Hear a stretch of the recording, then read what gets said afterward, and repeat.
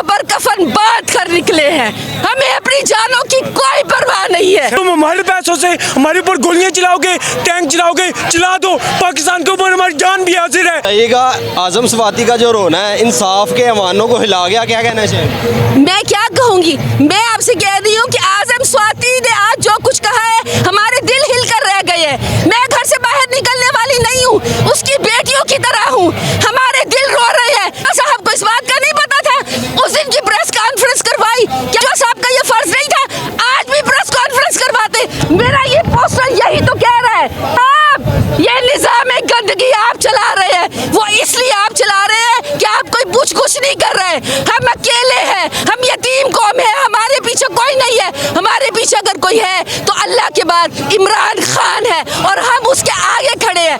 इमरान खान को जाने वाली गोली हम सबसे होकर जाएगी। अल्लाह इमरान खान की हिफाजत करेगा, उसके साथ पूरी कौम खड़ी है, उसके साथ हमारी दुआएं हैं। उसके इमरान खान को कुछ नहीं, इमरान खान को कोई खतरा नहीं है, शरीफों को खतरा है, जरदारियों को खतरा है, खूनख्वारों को खतरा है, अमेरिका के प्यारों को खतरा है। मेरे इमरान खान को कोई खतरा नहीं है, ये बात मैं कहना चाहती हूँ। जख्म अभी भरे नहीं है, उसके बाद इज्जत नफ्स पर अब यह अटैक किया गया, क्या कहना चाहिए? मैं इस पर ये कहना, बेशक हमारे जख्म पहले इन्होंने पहले रजीम चेंज करवाया, इन्होंने रजीम चेंज के बाद देखा कि अल्लाह ताला ने इमरान खान को कितनी इज्जत दी, ये उसकी जान लेने की कोशिश, दूसरा रजीम चेंज था, पहले उसे हुकूमत से उतारा था। इस रजीम, इसको मैं रजीम चेंज कह रही हूँ कि उसको उसकी जिंदगी से हाथ धुलवा रहे थे। अरे कमबख्तो, अरे बदबख्तो, अल्लाह तुम्हारी नस्लों को तबाह बर्बाद करे। अब देखना अल्लाह इमरान खान को कितनी इज्जत देगा। हम सरों पर कफन बांध कर निकले हैं, हमें अपनी जानों की कोई परवाह नहीं है। सर ये रुकेंगे नहीं, रिपोर्ट्स हैं, जर्नलिस्ट ने रिपोर्ट किया कि ये इधर रुकेंगे नहीं। इन्होंने प्लान बनाया है कि खान साहब को एक प्लान के तरीके जहर दे के या तबी मौत के तरीके से मारा जाए। और ये मैं बता देना चाहता हूँ कि पाकिस्तान सबसे आगे है, कोई शख्स किसी इदारे से और कोई इदारा पाकिस्तान से आगे नहीं। ज़्यादा से ज़्यादा क्या करोगे तुम? हमारे पैसों से हमारे ऊपर गोलियाँ चलाओगे, टैंक चलाओगे, चला दो, पाकिस्तान के ऊपर हमारी जान भी हाजिर है और कोई शख्स कानून से ऊपर नहीं है। बताइएगा लॉन्ग मार्च दोबारा से कंटिन्यू होगा? सर अभी खान साहब हॉस्पिटल में है, वो जो भी इंस्ट्रक्शंस देंगे, मेरा ज़ाती दिल ये था कि खान साहब कुछ दिन हॉस्पिटल में रहे, अवाम लॉन्ग मार्च आगे इस्लामाबाद तक लेके जाए और फिर आगे इमरान खान आगे ज्वाइन करें। लेकिन उनका जो भी प्लान होगा हम साथ हैं और किसी भी तौर पे हम रुकने वाले नहीं लिए कि हम हुसैन वालों में हैं और बेशक खुदा कूफे वालों को माफ़ नहीं करता। जान जाती है तो जाए, इस गुलामी की ज़िंदगी से 100 गुना मौत बेहतर है। रिकवरी, खान साहब की रिकवरी के हवाले से क्या अपडेट? सर वो उसमें डॉक्टर्स बेहतर बता सकते हैं, लेकिन ये है कि जितना मेल में उनकी अभी दूसरी सर्जरी होनी है और लगता ये है कि हफ्ता 10 दिन तो उसमें लगेंगे ही लगेंगे। सर ये लोग, इनकी बातों का क्या यकीन, इन्होंने पूरी दुनिया सिर्फ इनको हुकूमत करने के लिए इधर पाकिस्तान में लेके आया जाता है। हम जानवर हैं, हम तुम्हारे गुलाम हैं क्या? हम तुम्हारी नस्ल दर नस्ल गुलामी करते हैं। वो लोग जो सिर्फ हुकूमत करने के लिए पाकिस्तान में लेके आए जाते हैं और जो लोग लेके आते हैं, क्या आवाम उनकी इज्जत करेगी? तो इमरान खान ने तो सबसे आगे होकर कुर्बानी दी है और अब ये हमारी बारी है। हम किसी गोली से नहीं डरते, हम किसी टैंक से नहीं डरते। पाकिस्तान के खातिर हमें जो कुछ करना पड़ा हम करेंगे इंशाल्लाह। इंशाल्लाह। बताइएगा कि अभी आपने कहा कि हम हुसैनी हैं और कूफे वालों को सज़ा मिलेगी। देखिए यहाँ पे मेरे जैसे काम शहरी के लिए ये जजमेंट करना मुश्किल हो जाता है कि आप भी मुसलमान हैं, साहब भी मुसलमान हैं, अगर वो भी किसी के बच्चे हैं जो सामने होते हैं, अगर वो मारे जाते हैं या आप मारे जाते हैं, अल्टरनेटिवली नुकसान पाकिस्तान का होगा, तो क्या पुरअमन एहतजाज नहीं करना चाहिए? सर हम बिल्कुल पुरअमन एहतजाज कर रहे हैं। कल वो पिंडी की वीडियो आई है, वो जो इस्लामाबाद पुलिस वाले थे, वो जो वर्दी में थे, FC के थे या जोन से भी थे, बहरहाल वो रियासत के लोग थे और वो मोटरसाइकिल लोगों के तोड़ रहे थे और ये अवाम पे दबाव डाल रहे हैं। जहाँ तक आपने बात की इस्लाम की, तो इस्लाम देखें सबके लिए एक है, अल्लाह का हुक्म है।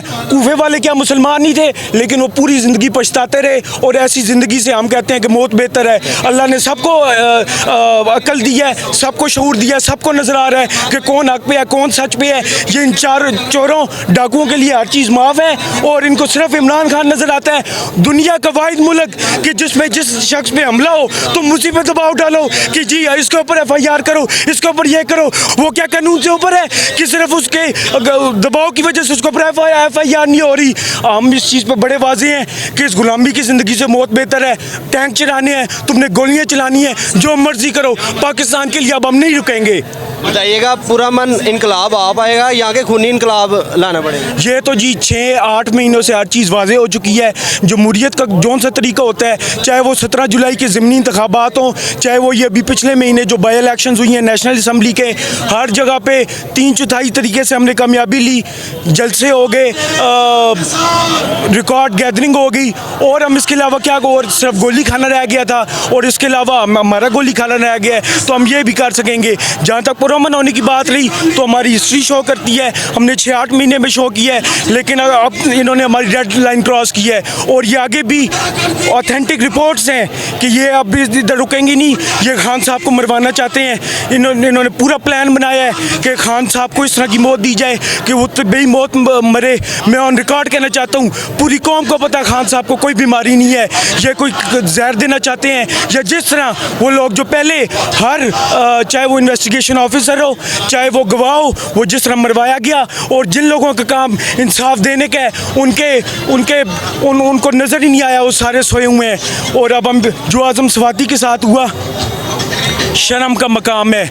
मैं ये कहना चाहता हूँ, बलूचिस्तान वालों, हम शर्मिंदा है। दिहाइयों से तुम मिसिंग पर्सन के लिए शोर मचा रहे हो, हम शर्मिंदा है। KPK वालों, हम शर्मिंदा है। वज़ीरिस्तान वालों, हम शर्मिंदा है। लेकिन अभी किसी सूरत में पाकिस्तान के ऊपर इस कब्ज़े को हम बर्दाश्त नहीं करेंगे। हमारी जान जाती है तो जाए। 40 घंटे गुजर चुके हैं, FIR अभी तक क्यों नहीं काटी गई? असल में आप देखें कि इस मुल्क का अलमिया देखें ना, कि साबका वज़ीर-ए-आज़म, पाकिस्तान का महबूब और मकबूल तरीन लीडर, उस पर कातलाना हमला होता है, 12 से 14 लोग ज़ख्मी होते हैं, और वो ख़ुद ज़ख्मी होता है, एक हमारा जो कारकुन होता है वो शहीद हो जाता है, लेकिन उसके बावजूद FIR नहीं कटती। क्या ये किसी जमहूरी मुल्क में, किसी महज़्ज़ब माशरे में ये मुमकिन है?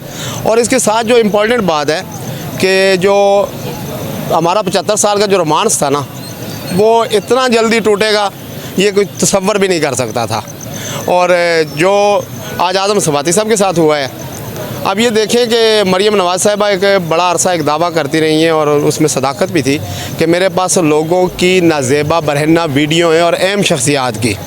अब अहम शख्सियात की कोई आम आदमी तो वो वीडियो बना नहीं सकता, वो भी बरहनगी में।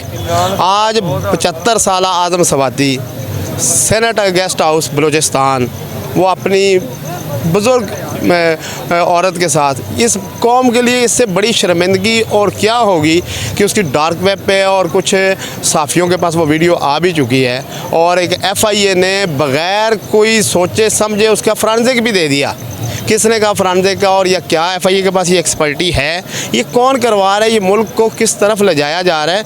ये कोई आम खेल नहीं है। ये याद रखिएगा कि अगर अबुल कलाम आज़ाद को अगर आप स्टडी करें तो उन्होंने पाकिस्तान बनते वक्त ये कहा था कि 71 में पाकिस्तान 2 लाख हो जाएगा।